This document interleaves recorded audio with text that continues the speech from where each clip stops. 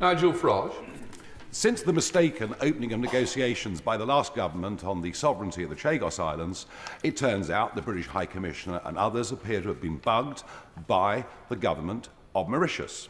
If the police investigation into this proves to be true, and we can see that Mauritius, their government at least, are bad actors, in the light of that, is the 99-year-old lease that you've got on Diego Garcia even worth the paper that it's written on?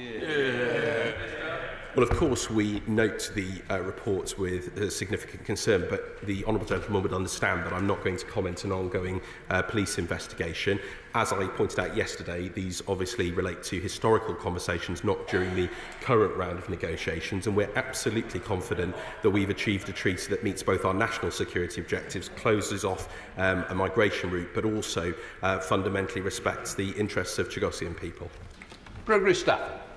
Thank you. How can the Minister continue defending the ceding of the Chagos Islands to Mauritius when China is rapidly expanding its influence in the Indo-Pacific?